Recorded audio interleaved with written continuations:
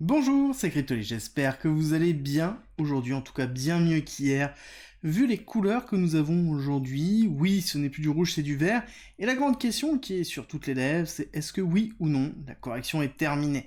Pour ça, il y a plusieurs éléments à prendre en compte. Un, la raison de cette correction, ce qui s'est passé réellement. Est-ce que c'est Mongox? Est-ce que c'est le gouvernement allemand? Si ça vous parle pas, vous inquiétez pas, on va revenir dessus. Ou est-ce que c'est tout simplement une correction classique que l'on voit? Est-ce qu'elle est terminée? Est-ce qu'on peut aller plus bas? Et qu'est-ce qui se passe au niveau de la macro qui pourrait entraîner ou non la fin de cette correction ou l'accélération de cette correction? C'est le sujet de cette vidéo et on va passer en revue tout ça. Pour tous ceux qui ne me connaissent pas, je suis entrepreneur, investisseur et trader crypto. Et on va commencer déjà, cette fois-ci non pas par la macroéconomie, comme on a l'habitude de le faire, mais on va aller voir vraiment le Bitcoin, ce qui s'est passé.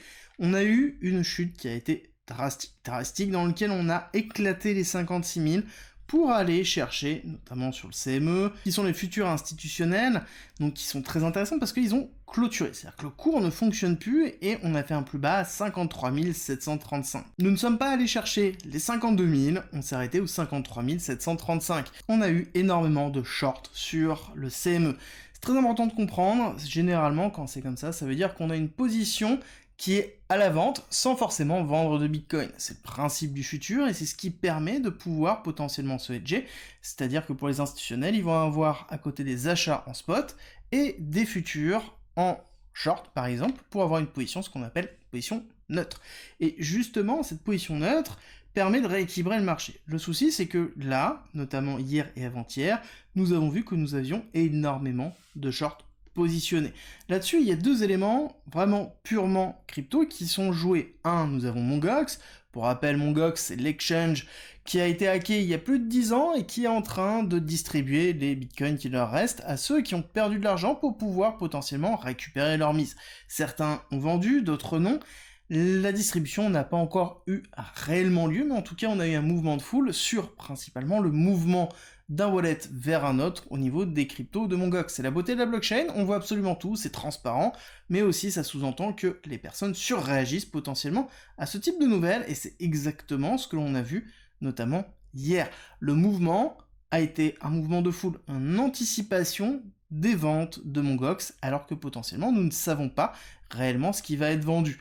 Clairement, je vous avoue que je ne pensais pas qu'il allait avoir autant d'impact sur Mongox, en tout cas sur le marché, par rapport au volume classique que le peut représenter Mongox et les personnes qui vont, in fine, vendre. Pour moi, c'était pas que ça. Et en effet, il n'y a pas eu que ça, il y a eu aussi le gouvernement allemand qui a vendu une partie de ses PTC, qui a continué à vendre dans toute la journée, et qui a entraîné principalement cette chute. Ce qui est plutôt positif maintenant, parce que là, c'est hier, on va passer à aujourd'hui et demain, et globalement le reste de la semaine, et ce qui va se passer sur cet été. Et ce qui est intéressant de voir, c'est que on a clôturé au-dessus des 56 000, on n'a pas eu un gros momentum haussier, mais en tout cas, on a eu une structure qui était intéressante sur le CME. Quand on regarde ici, nous avons bien une structure qui est plutôt classique chartiste avec un canal descendant, dans lequel nous avons respecté pile poil la zone dans laquelle on s'est arrêté dans cette partie-là. Ça ne veut pas dire que le retracement est terminé, loin de là, mais ça veut dire qu'on a une belle réaction, et ça déjà c'est positif. Parce que c'est quelque chose que l'on attendait. Il fallait avoir une réaction haussière.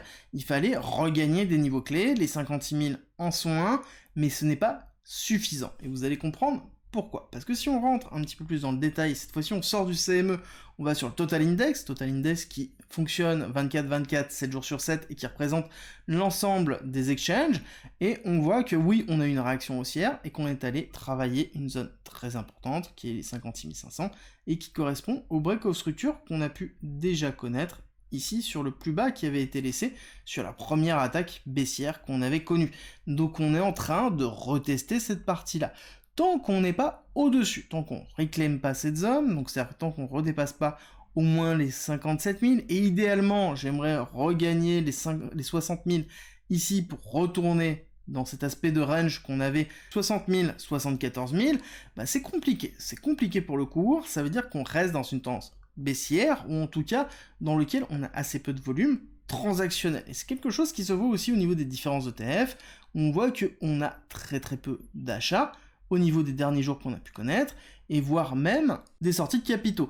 Et ça, c'est très important à prendre en considération, ça veut dire qu'on a des institutionnels qui sont relativement peu actifs, et donc là, nous avons le reste du marché crypto qui est en train de s'exprimer. qui s'exprime sur des peurs, sur des incertitudes. On rappelle qu'il y a beaucoup de personnes qui sont rentrées dans cette partie top sans avoir conscience que potentiellement on pouvait retracer.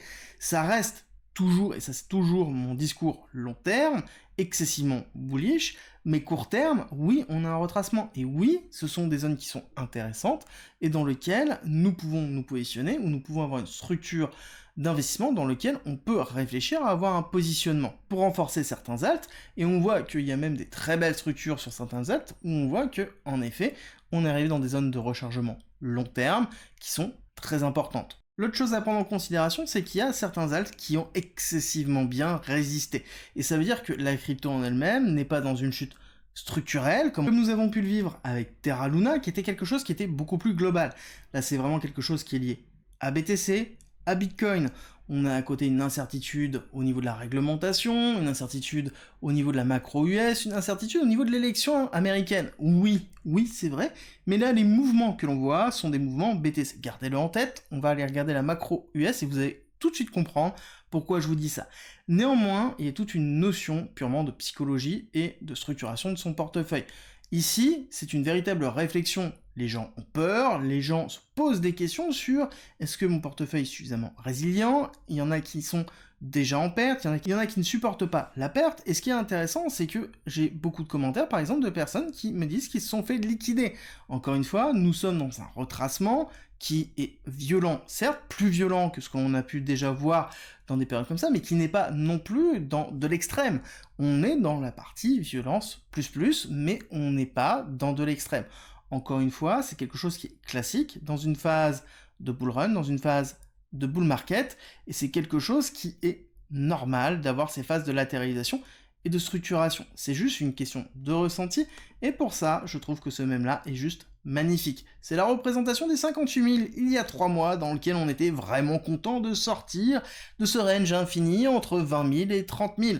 Et là, on est ressorti et revenu à 58 000, et on a l'impression que c'est de la souffrance. Encore une fois, c'est juste et uniquement de la psychologie, et il faut apprendre à gérer ça, parce que l'investissement, c'est du long terme, parce que la crypto, il faut être capable de gérer ça.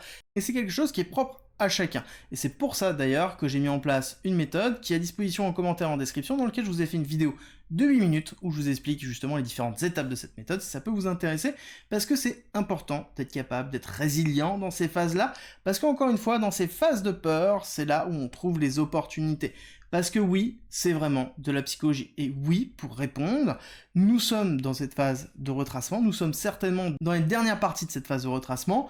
Je pense qu'on devrait passer l'été un petit peu dans une forme de léthargie, voire même dans un début de réaction haussière, avec potentiellement ici une réaction du cours qui pourrait arriver sur un retest de la partie haussière. Il faut impérativement pour ça reclaim les 60 000. Si on n'arrive pas à redépasser les 60 000, clairement, on va pas se le cacher, et je pense qu'on le traitera dans la quotidienne toute la semaine prochaine, mais on arrive dans les 58 000, 56 000, dans une zone de retest classique pour une continuité baissière, et la continuité baissière que l'on retrouve ici, elle est toujours bien présente, on peut très bien aller chercher ici les 52 000, 52 000 qui est une zone qui est très fortement jouée, qui est très fortement attendue par la majorité du marché, et est-ce qu'il y a d'autres zones plus basses? Oui, mais ça on le traitera au moment venu, parce que oui, il y a des gaps à aller chercher, oui, il y a de la liquidité à aller chercher, mais c'est comme tout, quand on regarde le graphique du BTC long terme, il y a plein de gaps qu'on a laissés derrière et qu'on n'est jamais allé chercher. Donc, encore une fois, tout va dépendre de la liquidité qui se déverse dans le marché et de l'ensemble de ce qui est en train de se passer.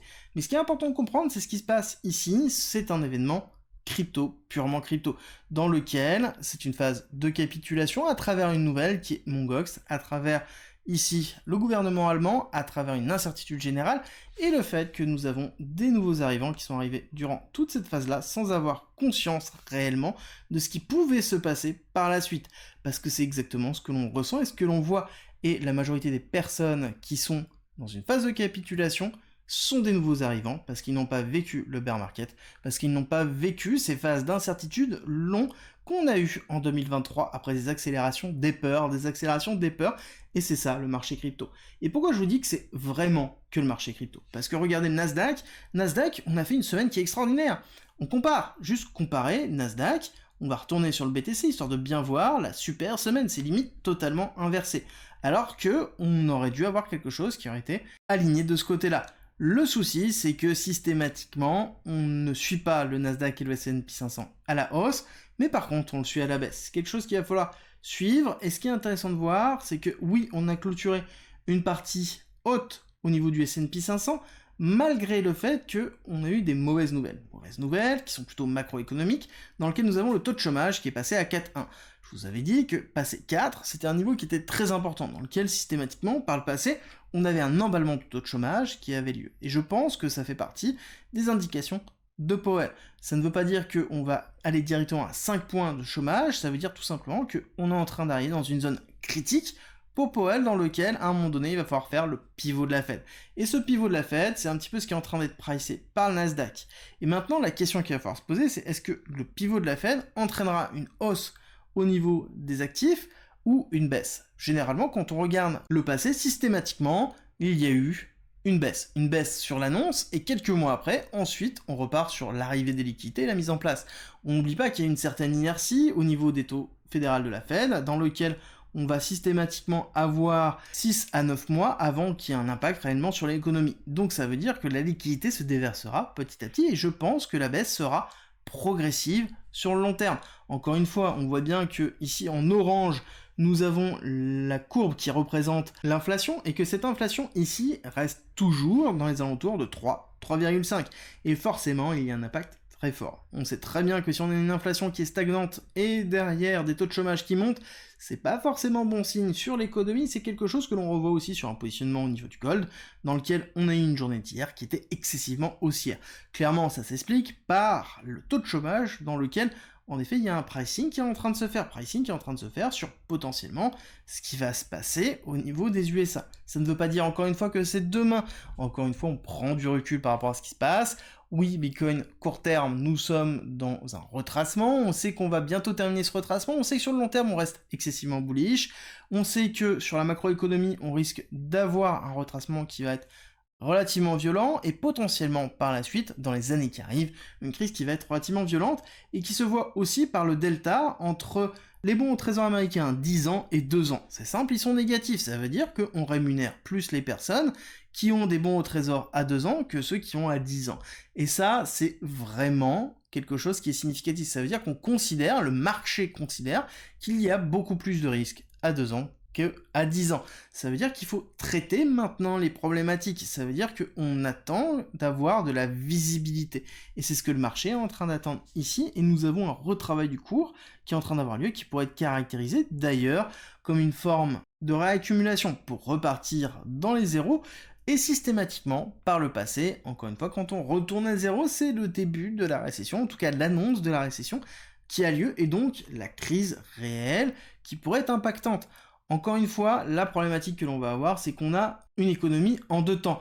Parce que quand on regarde le Nasdaq, on se dit que tout va bien, c'est des valeurs technologiques, et quand on regarde le reste de l'économie américaine, on se dit c'est quand même compliqué. Bah oui, parce qu'entre-temps, on a l'intelligence artificielle. L'intelligence artificielle qui fait quand même des bons au fur et à mesure. Quand on regarde les différents produits et les implémentations de ces produits dans, par exemple, Apple, on a une intelligence artificielle qui est de plus en plus présente dans les différents événements. Là-dessus, vous allez me dire, ok, mais quel est l'impact au niveau des jobs?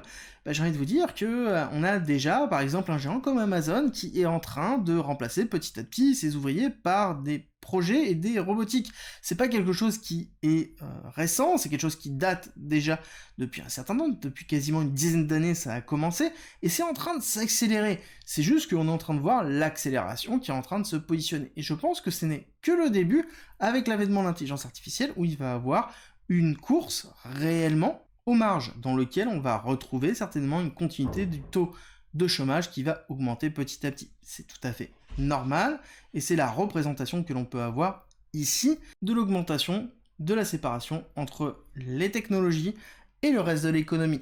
Et ça va être intéressant de voir comment dans une crise, les technologies vont se comporter versus au reste de l'économie, et c'est là où peut-être il y aura encore une fois d'autres opportunités qui vont se faire, mais ça reste sur du long terme. Si je dois résumer toute cette partie-là, j'ai envie de vous dire, on va retourner sur le BTC, parce que c'est ce qui nous intéresse quand même actuellement, parce que c'est là où il y a un petit peu le feu. Oui, on a eu une semaine qui a été rouge, c'est quelque chose qui est classique, nous avons eu 1, 2, 3, 4 semaines rouges, et nous arrivons dans une zone dans laquelle on pourrait avoir une consolidation qui serait suffisamment forte pour nous retourner, pour nous ramener dans les alentours des 68 000, 70 000 dans les semaines qui arrivent. Et ça ne veut pas dire qu'on aura une rupture haussière. Encore une fois, il faut prendre en considération le sentiment de marché. Le sentiment de marché est excessivement bear maintenant, et ça se voit en plus dans les commentaires, et ça se voit sur Twitter, ça se voit dans toutes les vidéos, mais ça ne veut pas dire justement qu'on est bear. C'est l'inverse, plus on est bear, moins on a tendance à aller chercher plus bas, et on est allé chercher déjà beaucoup de choses. Ça ne veut pas dire qu'on peut pas aller à 52 000 ou à 50 000, ça veut dire tout simplement qu'on est allé chercher déjà beaucoup de choses, et qu'on a plus de probabilité d'avoir une réaccumulation, donc c'est-à-dire une structuration d'achat, pour pouvoir aller chercher un petit peu plus haut, et retester au moins à minima les 60 000. Ensuite, ce que l'on va attendre, c'est une consolidation au-dessus des 60 000 pour repartir potentiellement à 70 000. Si jamais on n'arrive pas à passer les 60 000 et qu'on reste bloqué en dessous, et notamment dans les 56 000, ça sous-entend qu'on va certainement aller retester les 53 300, donc qui est le plus bas qui a été effectué dans cette attaque baissière que l'on retrouve ici, voire même, pourquoi pas, aller chercher les 52 000. La réaction haussière est relativement faible, je pense qu'elle va se consolider durant ce week-end pour potentiellement avoir un retour de la volatilité avec l'ouverture du marché américain, bien que nous sommes dans la période estivale qui est toujours compliquée au niveau de la macroéconomie. Ce sera tout pour aujourd'hui, j'espère que cette vidéo vous a plu, si c'est le cas, n'oubliez pas, likez, partagez, abonnez-vous, et on se retrouve très vite pour une nouvelle vidéo.